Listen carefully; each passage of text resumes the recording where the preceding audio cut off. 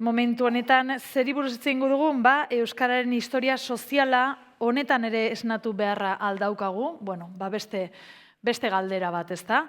Gaurko egunean, eta gonbidatuak, kasu honetan Pedro Zuberogoitia, bera historia garaikidean lizentziatua da, egun Deustu aldeko Ibarreko Landa Batxilergoko eta Bigarren Hezkuntzako Institutuko zuzendaria da, hamarkadak eman ditu euskalgintzan, zehazki Berbaizu Euskal Elkartean, eta kolaboratzaile ere aritu da hainbat medioetan, hainbat komunikabideetan, egunkaria, Aizu eta besteak beste. Bertan Bilbo liburua idatzi zuen, Aitor Naiarekin batera, eta bertan Euskararen 20. mendeko Bilboko historia soziala aztertzen dute biek. Urrengo gonbidatua, Pedrorekin batera, Xabier dugu, Xabier Azkue, Euskararen inguruko lanetan aritu izan da beti. Hasieran itzultzaile eta gero teknikari, Elluiarren eta Zumaiako Euskara Zerbitzuan, Bertso Eskolan eta Baleike aldizkarian ere eginak ditu lan batzuk, herriko gaiak ibiltzen ditu, gustatzen zaio, Itanoa, toponimia, Zumaiako hizkera, eta liburu bat ere argitaratu zuen 2018an, Joan Etorria Gerraurreko Zumaiara, 1930 inguruko kontuak bilduta bertan, bai? Azken urteotan, Zumaiako Euskararen historia soziala ikertzeko proiektua bultzatzen aritu da, Xabier, eta askotan, Anaia Imanolekin ere bai, elkarlanean beraz, parekotasun batzuk badauzkate, ezta? Gonbidatuko ditugu biak mesedez, Pedro eta Xabier, oholtzara. Txalo bat, beraientzat, mesedez.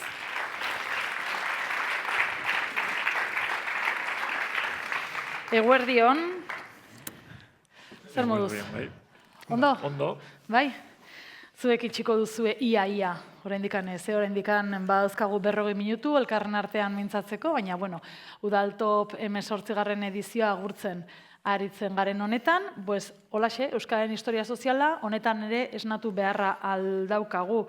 Eta, holan, pixkat zehazteko, zer ekartzen duzue gaur, Maiara, zue biek, eta zen ideia nagusi nahiko zenukete entzuleak gaur eramatea. Piskat, hasi gara alderantziz, ondoriotatik kasi, baina, neuk ekingo diot. Ideia nagusia, labur eta zehatz esan da, izango litzateke, Bilbok daukan potentzialitatea, euskalgintza eta euskararen normalizazioaren lanetan motore egiteko, maigainean jartzea. Eta, aldi berean, gaitasun edo potentzialitate hori plazaratzeko ze oztopo topatu ditugun, oindala 18 urte plazaratu genuen hemen ikusgai duzuen bertan Bilbo, eta garaitzu hartan entzun genuen Anaiak eta biok lehen aldiz Euskararen historia soziala. Terminoa berabe, sartu ginenean lanetan, ez genekien, orduan hasi ziren uste dut Deban edo beste nonbait olako antzeko lanak egiten, eta ikusi genuen, hau izen alda tresna, antzematen ari garen edo topatzen ari garen bi gauza plazaratzeko. Bata, iztun kopurua zela guk uste genuena baino handiagoa, bai iztun osoena eta bai bidean zeudenena, eta gero zenbat aldiz izan zen aitzindari Bizkaiko hiriburua euskalgintza kontuetan. Horretxek. Bilbotik Zumaiara? Bai, Zumaian azken 5-10 urte hauetan eta egindako lan batzuk eta aurkeztera nator, hoxe jarri nahiko nuke mahai gainean, horri ikusten dian, bi liburu eta ikusentzunezko bat, iaz aurkeztu genuen liburua euskaltzen derekin ateatakoa, berde hori, eta beste bia berriz duela 2 urte aurkeztutakoak dira. Eta nahiko nukena da entzuleak gaur gaiaren inguruan eta galdera bat eramatea etxera. Ea nork bere herrian edo nork bere udalean zer egin dezaken hau bultzatzeko. Adibide batzuk eta erakutsi Zumaian eta zer egin dugun, eta agertu nahiko nuke guretzat garrantzia baduela gai honek, eta aukera ematen duela geure lanetan eta heldulekuak eta izan ditzagun, eta diskursoan eta indartzeko eta atxikimenduan eta alduntzean eta lan egiteko eta hori sendotzeko eta tresna egokia dela. Eta lehen Araban eta aurkeztu duten bezalaxe, proiektu modua ikustea nahiko nuke. Ez hainbeste produktua biliburu ikusentzunezko eta baizik eta proiektu bizi moduan eta aldela lantalde batean edo elkarlanean egiteko eta proiektu modura hori ditzateke, gomendioa zerbait egin nahi baduzue edo lehen egindakoari beste bueltate eman nahi baduzue, lantalde bat osatu eta ia lortzen duzuen pausoak ematea. Bueno, horra, bota indozu. Euskaren historia soziala, hori da aipatu duzuna, Pedro, eta hori ikertu egin duzu, nolabait, zuen egitasmo proiektu edo liburu ikusentzunezko horietan, eta zer nolako garrantzia dauka Euskararen historia soziala gizartaratzeak? Bueno, ni neu historia garaikideko irakaslea naiz, eta nire arloa horixe da, ez da soziolinguistika. Baina hala ere, urte luzez ibili naiz Euskara Elkarteen mugimenduan, eta hor, ohartu gara, egon direla mugarri izan diren hainbat liburu. Eta aipatuko ditut bi, bakoitza mutur batean, kronologikoki, 80ko hamarkadan, liburua berez apur bate arintxeago argitaratu zen, baina 80ko hamarkadan, Jose Mari Sánchez Carrionen Un futuro para nuestro pasadok erakutsi zigun apur bat intuizioz egiten ari ginena, bazeukala oinarri teoriko bat, ezta? Eta, hor eragin zabala izan zuen. Eta salto handia emanez, iaz plazaratutako esnatu ala hil, ziurrenik hemen gauden guztiok irakurri edo gainbegiratu duguna, hori be, nolabait itxasargi barri moduan hartu aldugu. Eta batean zein bestean ikusten da zelan hizkuntza gutxiagotuen bizi berritzean 3 arloak hartu behar direla kontutan. Atxikimendua edo motivazioa, ezagutza eta erabilera. Eta gure ekarpena, historia sozialetik izango litzateke, atxikimendu hori elikatzea. 3 arlo edo 3 ontziak elkar ondo lotzea lortzen badugu, hor fluxu biziberria datorkio hizkuntzari, ezta? Orduan gure lana litzateke motivazio hori handitzea bereziki gertukora ekarrita, albokora, herrikora edo auzokora. Ze oroar deno dakigu Euskararen atzerakada, Euskal Herrian, arrazoi nagusiak, baina kaso zehatzak, testigantza hurbilekoak entzuten ditugunean, horiexek dira jendearen gana heltzen direnak, eta horiexek kontatu behar ditugu. Hori, hiztun arruntei dagokienez, eta apur bat euskaltzale, muñeko euskaltzale izateko ezinbestekoa da. Ezinbestekoa da, historia sozialaren kokapena, sakona ez badabe, beharrezkoa. Javier? Bai, gaiaren inguruan lehen ere egin ditugu udaletan eta jarduera eta lantxo batzuk, esate bateako ahotsak.eus webgunean badiar dugu elkarteak eta elkarrizketa asko egin ditu eta horretan aipatzen dira euskaren inguruko kontu batzuk. Lan hauek planteatzen direnean ikerlan edo lan sakonagoak edo horiek aukera ematen digute, Pedrok esan duen bezala, kokatzeko, testu ingurua emateko, sakonago aztertzeko, kronologia batean eta dena antolatzeko, eta oinarrizko dira olako lanak egitea gero olako emaitza horiek eta gizarteratzeko eta zabaltzeko aukera izan dezagun. Lehen Iñakik goizean aipatu du, Iñakik eta zeak iratik kontakizuna edo errelatua edo eta hori lantzeko eta ezinbestekoa da horrelako ikerlanak egitea. Denok ere ikus dezagun nondik gatozen eta neurri batean ia lortzen dugun sentitzea edo beste batzuk sentiaraztea katebegi bide horretan eta zerbaiten transmisio hori bultzatzea ia lortzen dugun.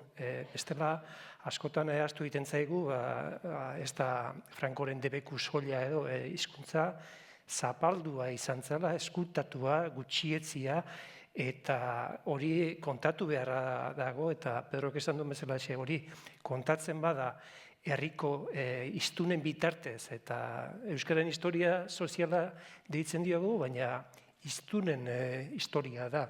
Herritarrak dira horre protagonista eta gizarteak nola bizi izan duen, horko kontuiek nola bizi izan dituen. Orduan, garrantzia hortik ikusten diogu eta beharrezkoa dela hori bultzatzea. Euskararen betaurrekoekin aztertzea orain artean beste ikuspegi batekin landu diren gaiak eta historia Euskararen ikuspegitik betaurreko bereziekin aztertzea, eta berriz ere bultzatu nahi zaituztet, animatu nahi zaituztet, horretan pentsa dezazuen. Zuek aztertu dituzuen horietan, urteak pasa dira, ze gertatu da, ze bilakaera ikusi duzue azken hamarkadaetan zuen eremuan? Xabier, zurekin hasiko gara orain. Bueno, desberdinak izan dira baita ere ikerlanak.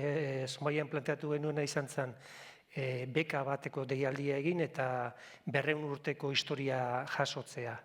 Eta zue berriz egin zenuten zen, 20. mendea okerrez banago, ezta? Orduan guk hartu genuen referentzi moduan 1976 orduan sortu zelako Zumaiako ikastola, 60ko hamarkada horretan eta gauza asko gertatu ziren eta aparteko azterketa bat egin zitekeela baloratu eta egin genuen zen 200 urte atzera egin eta 1776tik aurrera 200 urte horiek aztertu. Orduan, hor mugarri batzuk eta garbiak ikustitzakegu gerrak esate baterako 56ko gerra horrek aldaketa handiak eragin zituela eta eten bat ekarri zuela hor mugimendu handia zegoen, pizkundeak eta ere indarra hartu zuen, elkarteak eta ere martxan zeuden, antzerki munduan eta herrien bertan ere lekukotza asko dauzkagu gauza asko antolatu ziren eta gerrak hori dana etetea ekarri zuen. Iruditzen zait, antzeko gaiak eta agertuko direla beste herrietan da Bilbon ere berdin, baina garrantzitsua ikustea hori herrian nola bizi izan zen eta Zumaien esaterako udaleko idazkariak, garai hartan idazkari zeudienak, zuzentzen zuen talde bat, antzerkia lantzen zuten batzokian, idatzi ere egiten zituen antzezlanak, itzuli, mugimendu handi bat zegoen, eta eten handi bat sortu zen, 1956an. Kasualitatea, Zumaian eresoinka taldean 6 Zumaiar zeuden eta han ibili ziren munduan zehar Euskal Herriaren berri eta ematen eta hor bertan ere baziren Zumaiako abeslariak, dantzariak, musikariak eta jendeak ez dakiztu horren berri. Karmele pelikulan eta ikusi eta jendeak ez du jakingo Zumaiarrak ere horrela ibili zirenik. Orduan, garrantzitsua da kontu horiek, orokorrean landu diren kontu horiek herrira ekarri eta herriko kontu horiek antolatuta ematea. Beste muga batzuketara ikusi genituen guk, bigarren karlistaria da bukatu zenean eta forua galdu eta horre beste pizkunde bat eta bultzatu zela eta horrek ekarri zituela balore jokoak, euskararen egunak, hori herrian nola gauzatu zen ikustea garrantzitsua da. Hau da, betaurrekoak euskaren betaurrekoak, baina batetik kanpora begirakoak edo urruneko kontuak edo orokorra dienak, baina gero garrantzitsua da gertuko ikuspegi hori ere lantzea. Orduan, mugarri batzuk eta horiek izan daitezke, gerrak eta markatzen dituztenak edo bestelako kontu batzuk, migrazioa noiz gertatu zen eta nola aldatu zuen, baina hoxe azpimarratuko nuke garrantzitsua da kanpoko orokorrean aztertu eta hori norbere herrian edo irian nola gauzatu den ikustea.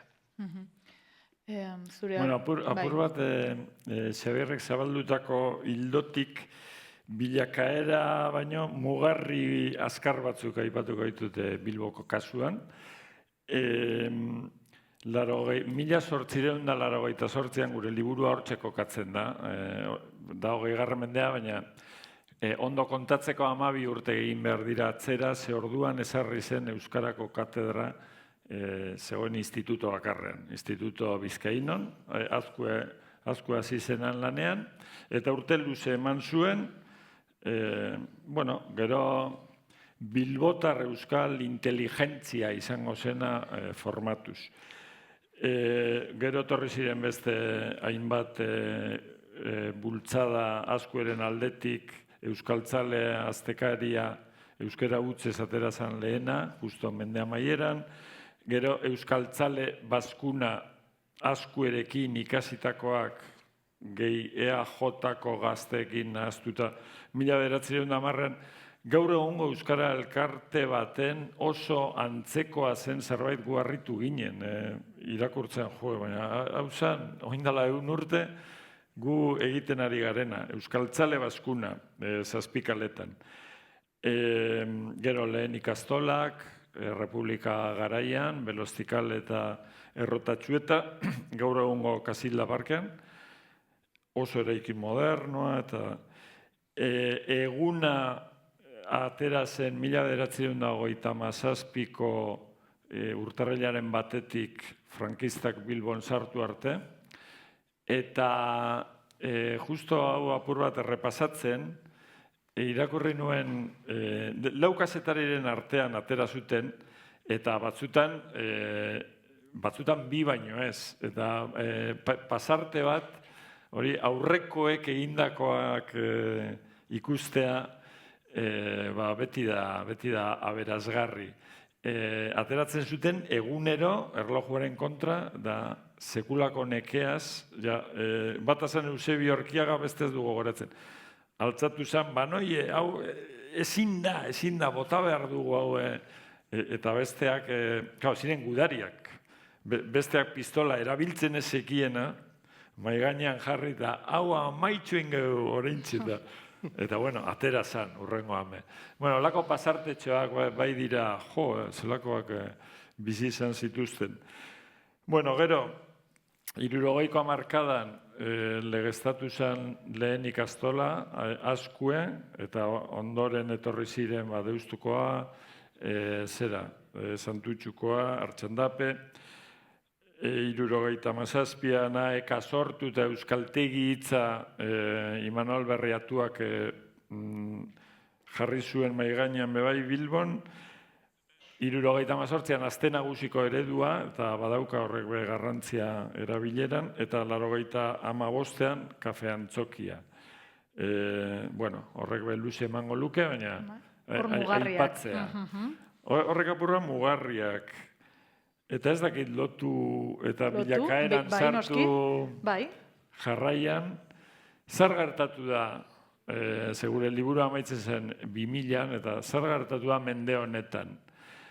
Eta horrazpi galderetan aipatzen zenuten antzeman alziren gauzak gertatu dira, ikusten ez ziren gauzak... Aurreratzen da, Pedro. Bai, hemen txiziko. Nabaritzen da hitzartuta daukagula, oraintxe bertan. Ez baina bai, ondo ari zara hori da, ustekabean etorri aldia bilakaera horiek edo pauzu horiek, bai. Bai, apur bat lotzearen mugarriak eta ondorengoa. Eta esango nuke, bietatik gauza batzuk ikusten ziren, eta horrela izan dira, adibidez, D eredua nagusituz joan da, adibide hurbilena aipatzearren, Deustualdean, 50.000 biztanle, ja badira 7-8 urte, A eredua desagertu dela guztiz, publikotik, sare publikotik. Oraindik eskaintzen da, pribatuetan, baina D ereduaren nagusitze bat egon da, eta horrek ekarri du ezagutzaren handitze bat, baina hiztun perfil berri batekin. Jurrebasok oso ondo azaltzen duen moduan, bere tesian.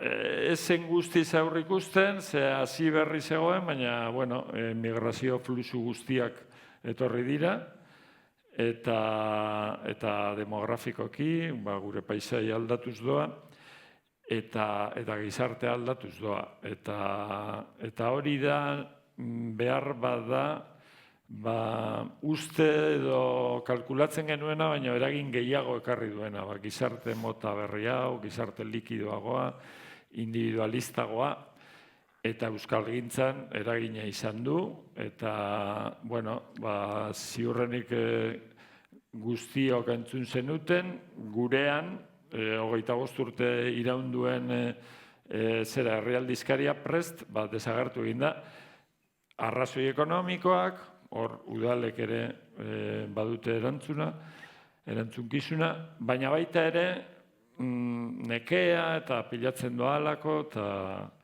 eta bueno, egia da horrek kolpatu duela. Aldi berean egon dira kontu positiboak, adibidez sortu da Loraldia bezalako ekimen bat, kultura jarri duena egoitza nagusietan, Arriaga, Euskalduna, Teatro Campos, Euskaraz eta sekulako eskaintza duinarekin. 11 telebista jaio zen, bere txikia, baina hor dago. Oin sortu da Guka koordinazioa. Bueno, badaude ere lekukoa hartzen dutenak, baina paisaia aldatu da, eta Zumaian, suposatzen dut, Bai, Zumaian 76ko muga jarri genuen ikerlanean, baina egia da beste bi lanetan agertzen direla ondorengo hamarkadak ere xerrikitua zabaltzen ikusentzunezkoan ikastolak ekarri zituen aldaketak eta jasota daude, eta horrek eragin zuena zen baita ere, Pedrok esan duen bezala, D eredua Zumaian erabat nagusitu zen, dana ikastetxe guztiak bultzatu zituen, D eredura bultzatu zituen, eta horrek aldaketa ekarri zituen. Ondorengo urteetan ere gertatu den beste mugarritxo bat edo aipatu nahiko nuke, udalean ere itzultzailea hasi zen 1979an, eta hasi zen administrazioa gauza bultzatzen, literaturriaketak antolatzen, klaseak eta langileentzat, lehenbiziko ordenantzak, planak, historia sozial esaten dugunean, puntu pixu desente hartzen du administrazioak, hartzen du pixu desente, eta horre politialitzateke aztertzea lehenbiziko bandua noizetera zuen udalak euskeraz, noiz egin ziren bestelako jarduera batzuk eta euskera bultzatzeko, errotuluak eta noiz hasi ziren, pentsa 19. mende bukaeran, lehenbiziko aldiz aldundiak bultzatuta, errotuluak eta jarri zituzten batzutan euskeraz edo bietara. Eta holako erabakiak gero errepikatu egin dira geure urteetan, eta udalen ikuspegitik politialitzatekeia teknikariak ere egitea daukazen horrelako ariketatxo hori, historia hori aztertu dira, udal bakoitzean eta pauso horiek noiz eman diren eta pista asko emango dizkigute, hizkuntza eskakizunak eta ematen du kontu berria direla, baina duela 100 urte ere eskatzen ziren, Zumaian badauzkagu, langileak hartzeko eta nola euskara zekitenak lehen etxiko ziren, edo nola medikoa kontratatu behar 1855an eta nola baloratu zuten, beste batek esperientzi gehiago izan data ere euskara zekiena hautatu zuten azkenean. Orduan, horrelako loturak egiteko eta helduleku eta tresna garrantzitsua da historia soziala.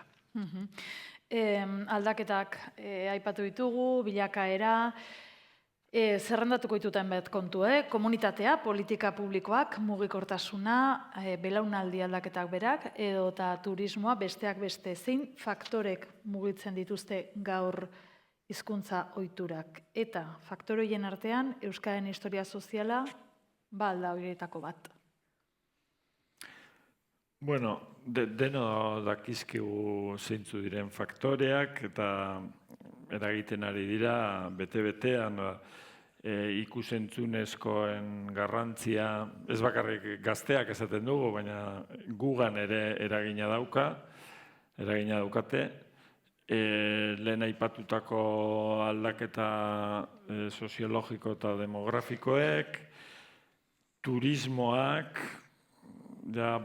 azken bazterretara heltzen ari da, eta beste giza paisaia bat dakar, eta beste modu bat egoteko kalean, eta guzti horrek eragin zuzena dauka, baina, aurretik aipatuko nuke, behin eta berriro mahai gainean jarri behar dugun aldarria, eta da, ezagutza unibertsalaren eskaera. Hori izan beharko litzateke, guztiok jakin arte, gutxienez ulermen pasiboa izan arte, beti biliko gara korrontearen oso kontra. Eta horre baldintzatzen du, erabilera, erabat. Orduan, helduon euskalduntze doakoa, behin eta berriro eskatu behar dugu. Gero, komunikabide sendoen falta ere, badaukagu berria, baina gero maila lokalagoan gurean argi ikusten dugu galera, aipatu dut prest desagertu zela, baina baita ere geneukan agerkari digitala, Uriola. Eta eragina dauka. Motivazio eta atxikimenduari dagokionez, eta bilakaeran, ez dut aipatu, ez genuela lortu, bertan Bilbo kaleratu genuenean, nahi genuen zeo zelan desmontatzen hasi uste bat dala Bilbon ez da egin euskaraz inoiz. Eta da hori zen desmontatu nahi genuena, eta amaitzean esan genuen, hemen dagoen guztiarekin badaude argudio sendoak. Baina ez dugu, mezua ez da heldu. Ez da heldu, bitartekoak falta direlako, eta horbe badaukagu lana egiteko, eta...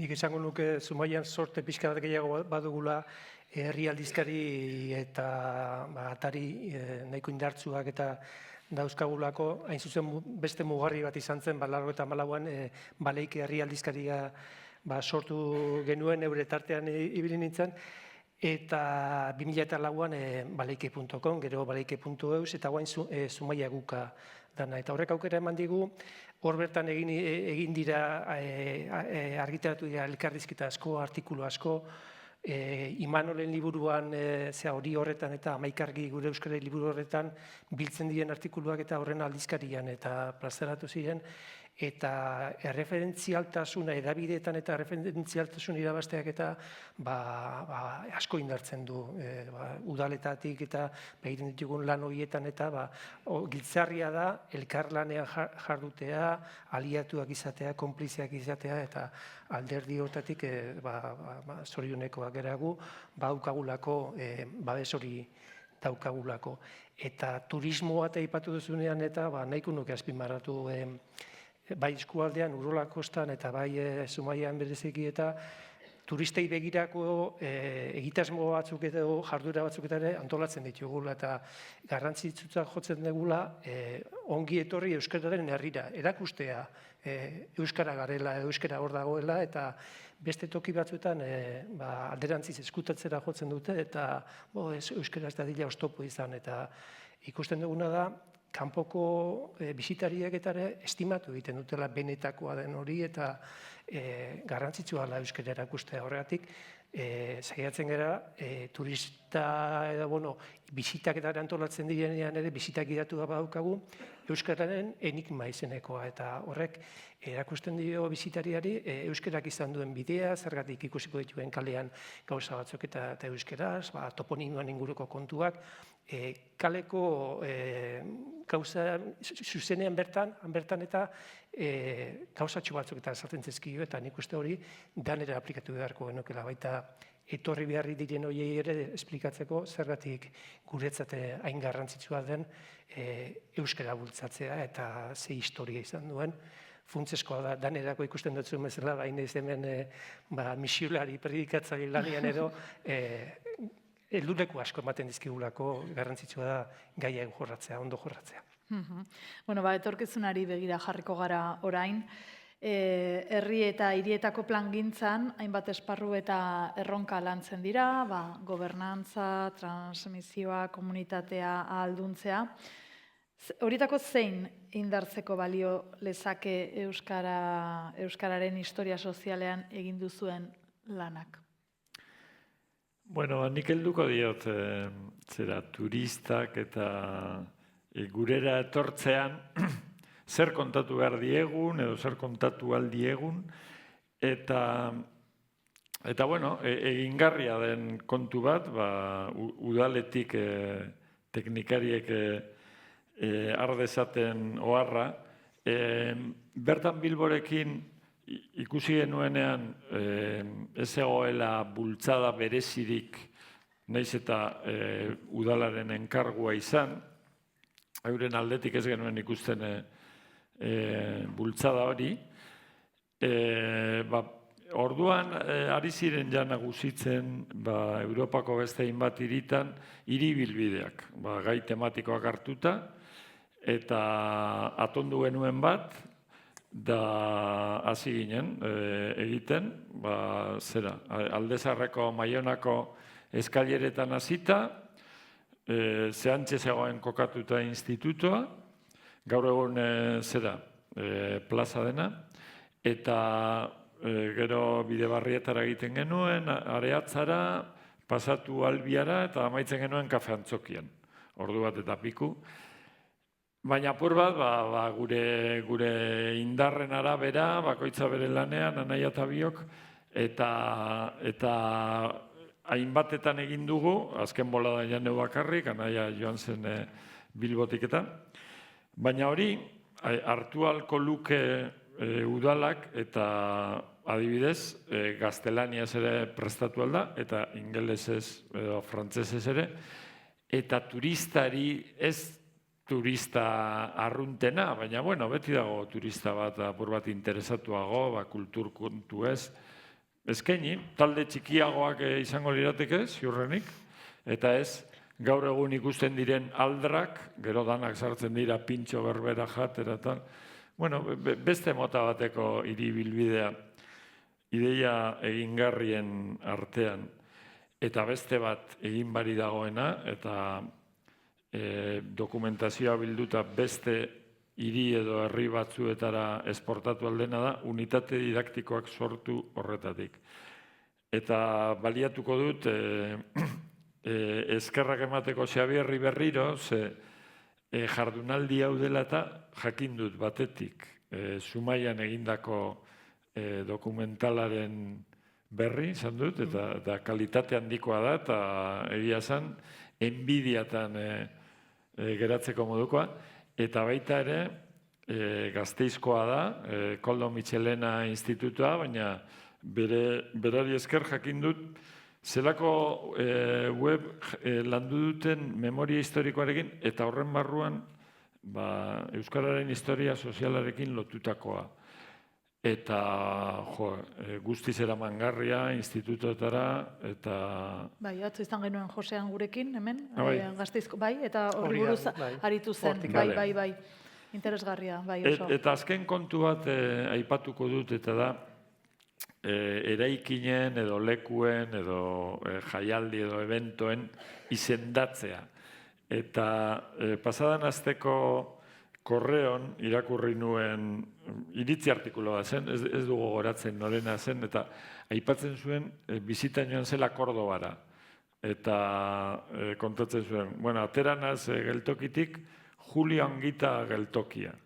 Eta esaten zuen, irakurriko dute, los nombres de los lugares también cuentan quiénes queremos ser. Eta baliatuko dut hau, laguna dudan eta bueno, hamarkada luzeak eman duen, Euskalgintzan hamarkada luzeak eman duen Galderrun Saluren lan bat aipatzeko, Zugea dantzan agertu zen bat aldizkarian oindala urteak, eta apur bat egiten du, leku izenen pisua, hizkuntza ideologiarekin bezartzen dago apurtxu bat, ze pisu daukan horrek Bilbon, Bilbaoaren adeitu edo edo askue deitu ez da gauza bera. Eta bai, jarri dira hainbat tokiri, aresti hau eta beste, baina ondinik hor, marka horietan dago lan handia egiteko, eta, hor uzten dut.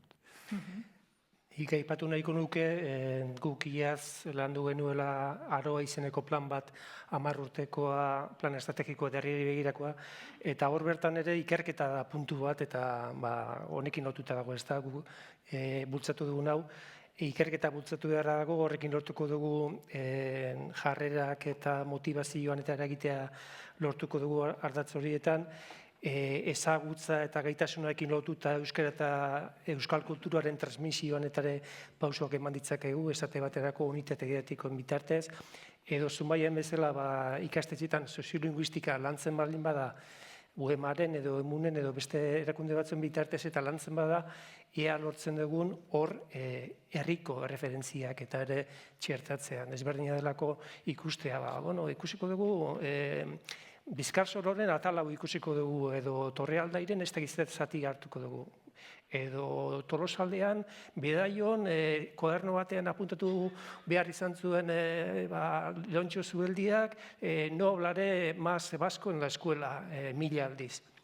Hori esate bateako badakigu, Zumaian bertan ere antzeko gertatu zela. Ardantza, baserriko, Maria Angeles zeak, berdin 200 aldiz idezi behar izan zuen, ez zuela euskaraz hitz egingo, lan eta hori bideo batean ikusentzunezko horretan esaten du. Orduan, lan egin dezakegu alor horretan, bai hezkuntzan eta baita hezkuntzatik kanpo ere. Ia Bizkarsoro aipatu dut, holako lanak bultzatzen baldin badira edo, jende guztientzako eta moduko lanak egin ditzakegu, eta ez derrigor ikusentzunezkoak edo liburuak jardura asko egin daitezke, lan hau gizarteratzeko izan daitezke, antzeslanak, izan daitezke bestelako sormen kontuak izan daitezke, muralak izan daitezke, orduan garrantzitsua da, ikertu bai, bildu eta antolatu eta hori gizarteratzeko eta nola egin nahi dugun pentsatu eta lantaldean, elkarlanean eta lehen ikusi dugun bezala gazteen ikuspegia ere jasotzea garrantzitsua danen artean egitea, orduan ia lortzen dugun gai hau eta beste asko gizarteratzea. Nik uste dut esan da dagoela, proposamenak, iradokizunak bota dituzte, bota dizkizuete Pedrok eta Xabierrek, beraz, mahai inguru hau hemen utziko dugu, ze emuneko lagunak hemen ditugu, eta bagoaz plaza eztabaida horretara berriro, bai, beraz, zuek gonbiatuta zaudete orain leku zaldatzera, taburetetara, eskerrik asko, txalo bero bat beraientzat.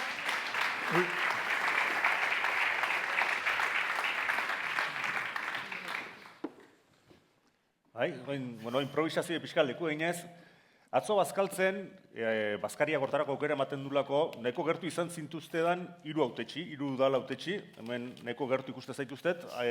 Udal hautetsiak, mesez, altxatzerik izango zenukete?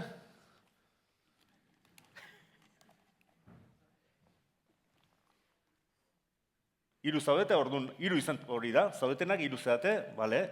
Ze hausnarketa eragin dizu entzun dezutenak, hau da, Xabierrek eta hainbatetan aipatu digute, tentatu gaituzte, gaia lantzeak zer garrantzia duen, eta badakigu, teknikari eta politikari, arduradun politikoen arteko elkarlana, begirada bateratzeak ezinbestekoa direla, ze hausnarketa, ekarpen o galdera partekatu nahiko zenituzkete.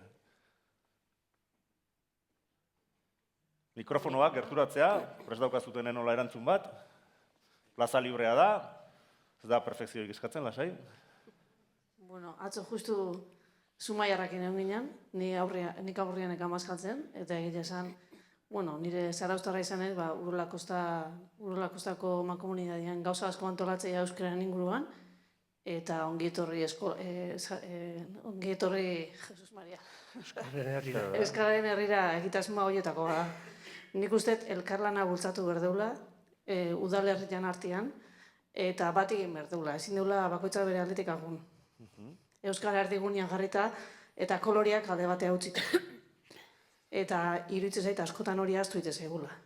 Eta ausardia iruditzen zait behar deula ekimen asko aurrera eramateko. bakarrik ezin da. Udalerri txikiak bai, baina aldundiak eta jaurlaritzak ere batasun bat berdeudanan artean, eta ez bakarrik euskera, departamentu ezberdinetako elkarlan bat behar da, eta euskarak izan behar du transversala oso. Eta iritsi zait hori dela falta zaiguna, bai udaletxetan, bai aldundian, eta bai jaurlaritzan. Hori da nire hausnarketa, eta nik bultzatzetenan, nik egin dezakedan gutxi hortatik amitzat. Eskerrik asko, izartzatik.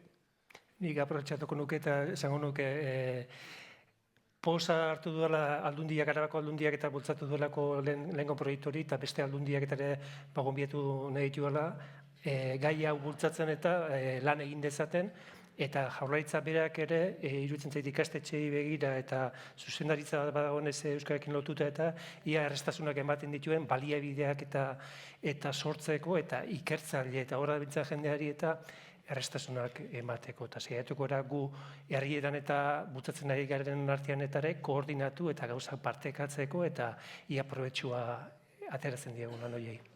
Ondo, eskerrik asko. Ni ere naiz, oso urrunekoa, ni azpeitiarra naiz.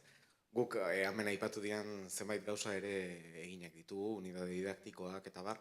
Horiek garrantzitsua dira, bai azken interbentzio desberdinekin eta iruditu zait, edo, baukatzen zasi hori askotan euskararekiko eta euskalgintzaz daite egiten dugunean beti pesimista jartzeko zera hori izaten dugula eta saretzearen garrantziaz eta zenbat daukagun egiteko eta zenbat egin dugun ere badauka bere garrantzia eta hemen lehen sarako esperientzia kontatzen zutenean ematen du sorpentsatua, bai, atzera begirako guzti hori importantea da eta garrantzitua da jakiteko nondik gatozen, baina zer daukago egiteko eta behar bada beste urte bateko udaltop baterako gai izan daiteke nola erakarri jendea euskarara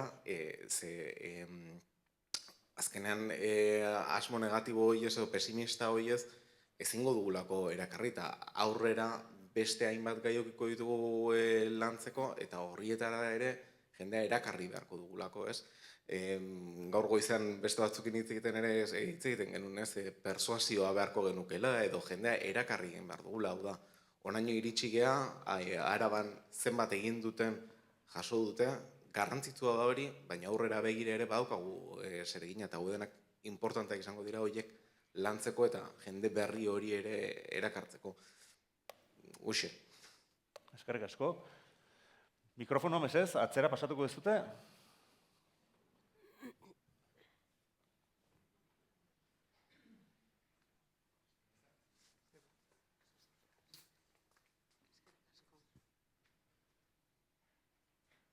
Kaixo, gauza pilateratzen zaizkit esatea, atzo eta gaurren artean. Herriak soilik salba ezak herria eta euskaldunok soilik salba ezakegu euskara, baina batzutan hasten zaigu eta etorkizunaren inguruan hitz egiten dugunean eta jende berria nola erakarri eta hori guztia, uste dut muina dagoela herritarren aktibazioan eta uste dut hor dagoela gure borroka oaintxe bertan. Euskalduna gizateak ez duelako soilik bere baitan pizten nahia edo motivazioa edo dena delakoa. Aprobetxatu nahi dut, ere bai, hautetsi naizen heinean. Legea behar ditugula eta modu legal batean babestu behar gaituztela, baina baita ere herriak, mugimenduak eta guk geuk egin behar degula borroka, hausnarketa bat edo dena delakoa ezakit oso ondo nola garatu. Herrietan egiten ditugun lanketak ezagutu, herri bakoitza doalako bere erara egiten bere lanketa, herri bakoitzak bere historioa ere bai eta herri bakoitza bakin nondik datorren edo dena delakoa eta baita ere iparraldeko testuingurua entzun detenean, oso importantea iruditu zait pentsatzea Euskal Herria garela eta ea etikan batzutan askotan pentsatzen degula askok eta herri hau existitzen dela, Euskal Herria garela eta adibide pila daudela leku guztitikan eta batzutan agian atera bar garela gure markotikan ere bai ezagutzeko beste realitate batzuk. Eskerrik asko. Eta saio honekin zehatzeko, amaitzeko, familia oso gertukoan edo oso lagunarteko gertukoan, adibidez, Europatikan kanpoko pertsonak dituzutenak, etorritakoak. Nortzu zarete? Nortzu dituzute? Oso gertuko harremanetan, Europatik kanpo etorri berri direnak, honeko berri direnak. Norbaite badu? Bai, zutitu. Eskerrik asko.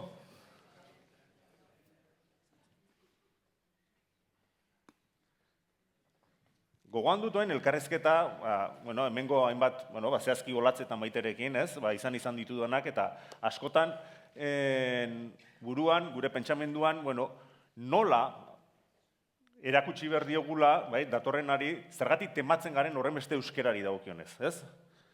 Uste duzue, baliagarri dela euskararen historia soziala horretarako ere? Hau da, gu kontziente izatea, zergatik tematzen garen horren beste euskarari dagokionez? Galera komplikatua. Baina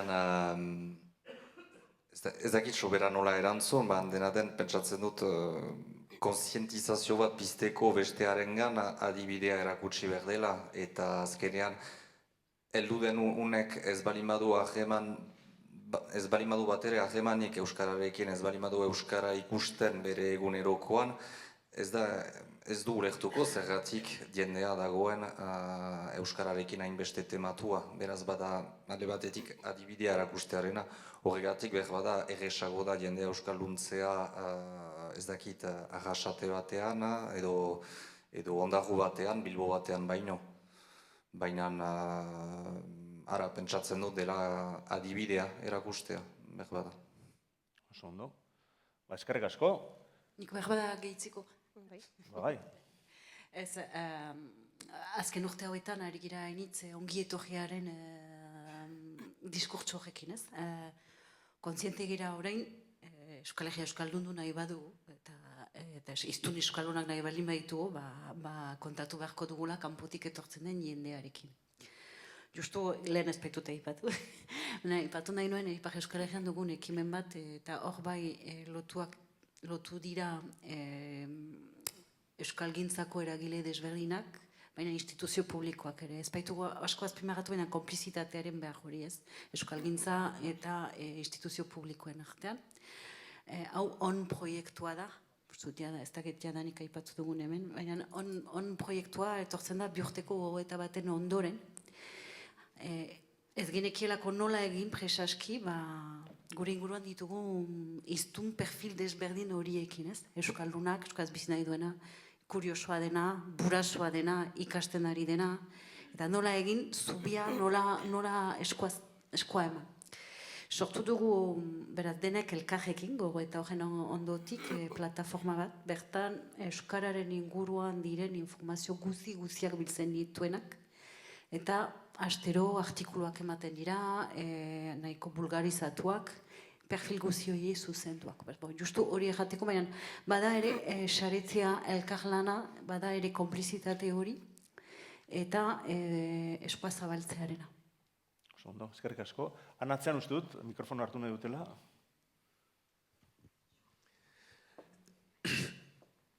Imanol horretatik, gertu, etorri berriak eta bizilagun berriak gertu dauzkagunok, haiengan ikusten dugu besteak beste gure, beraiek sarritan pertsona arrazializatuak dira gure gizarteetan, eta erakusten digute gu ere pertsona arrazializatuak edo komunitate arrazializatuak garela gure herrian, ez da? Gure herrian bertan. Eta behar bada beraien gana gerturatzeko hor dago gako importanteetako batez.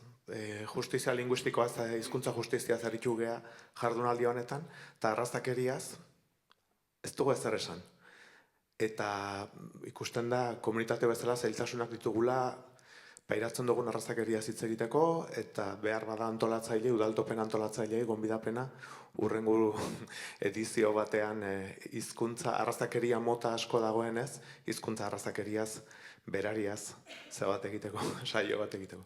Irutzez edo egon daitekela gakoetako bat beraiekin, beraiengana gerturatzen lagundu ezakena, beraiek bizi duten zerbaiten, guk bizi dugun errealitate baten, eta haiek ere bizi duten modu desberdinetan, baina gako eskema botere harreman eta eskema beretsuekin bizi dugun zerbaiten oinarrian behar bada errazago iritsiko zaizkie gure mezuak eta partekatu ahal izango ditugu ez da. Oso ondo. Eskerrik asko. Honexekin amaituko dugu, ez badugu beste hausnarketarik. Txalo bat, mesedez, bereentzako.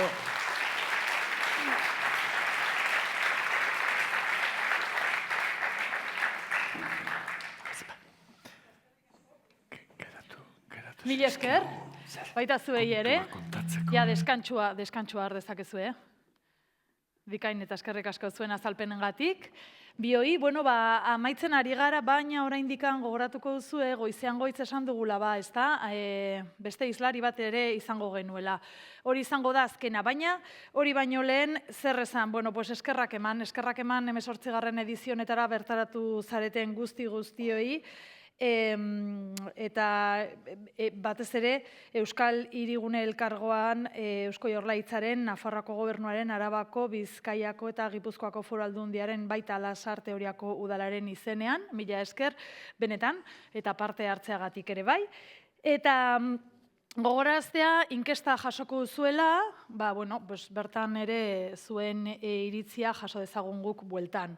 Bai, hori astelenean izango da, eta webgunean ere, aldugun lasterren, bideoak, topagunearen pixkat laburpen hori, argazkiak eta bar ere, bai.